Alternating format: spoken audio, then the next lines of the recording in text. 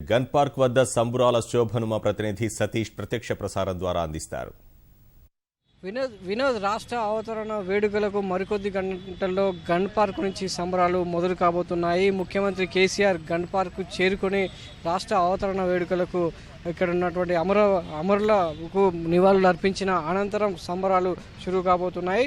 దీనికి సంబంధించి నగరంలో విస్తృతంగా ఏర్పాటు చేసినటువంటి ప్రభుత్వం, అదేవిధంగా ఇతర శాఖల అధికారులు రాష్ట్ర వ్యాప్తంగా ఉన్నటువంటి తెలంగాణ ప్రజలను ఈ రెండో ఏడాది అత్యద్భుతంగా సంబరాలు నిర్వహించుకునేలా ఏర్పాటు చేశారు. ప్రస్తుతం మనం గన్ పార్క్ దగ్గర చూడొచ్చు. ప్రతి తెలంగాణ ఉద్యమంలో ప్రతి కీలక ఘట్టం కూడా ఇక్కడి నుంచే మొదలు కాబోతుంది. ఈ అమరులకు నివాళులు అర్పించిన అనంతరమే ఏదైనటువంటి కార్యక్రమానికి శ్రీకారం చుట్టినటువంటి ఉద్యమ నేతలు కావచ్చు, అదేవిధంగా ప్రస్తుతం ప్రభుత్వంలో ఉన్నటువంటి పాలకులు కావచ్చు, పూర్తి స్థాయిలో ఇక్కడ అమరులకు నివాళులు అర్పించిన అనంతరమే సంబరాలకు శ్రీకారం చుట్టినారు. ఉదయం ముఖ్యమంత్రి ఇక్కడికి చేరుకొని అమరులకు నివాళులు అర్పించిన అనంతరం గన్ పార్కులో లుంబిని పార్కులో ఏడాది ఏర్పాటు చేసినటువంటి స్మృతివనానికి భూమి పూజ చేయనున్నారు. అమరుల తెలంగాణ వ్యాప్తంగా ఉద్యమంలో ఎవరైతే అమరులు అయ్యారో వాళ్ళందరినీ జ్ఞాపకార్థం స్మృతివనాన్ని లుంబిని పార్కులో ఏర్పాటు చేయడం జరుగుతుంది.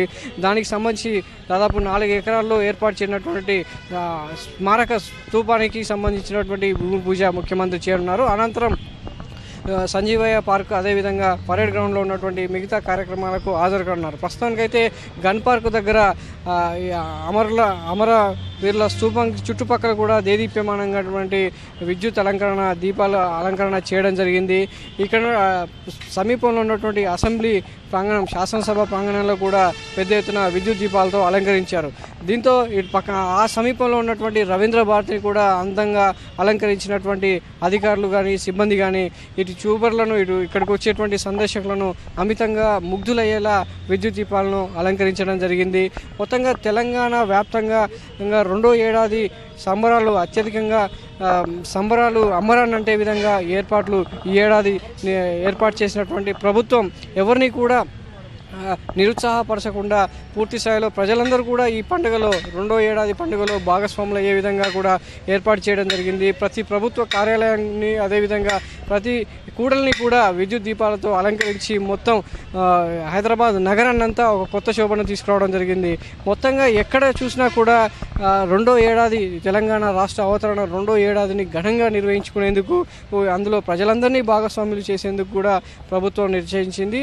రేపు ఉదయం 8 గంటల నుంచి గన్ పార్క్ దగ్గర మొత్తం సందడి నెలకొనబోతుంది. అమరులకు నివాళులు అర్పించిన అనంతరం అధికారిక కార్యక్రమాల్లో అందరూ కూడా పాల్గొనబోతున్నారు. దానికి సంబంధించి గన్ పార్క్ దగ్గర ఇక్కడ ఉన్నటువంటి సిబ్బంది పూర్తి స్థాయిలో ఏర్పాట్లు చేయడం జరుగుతుంది.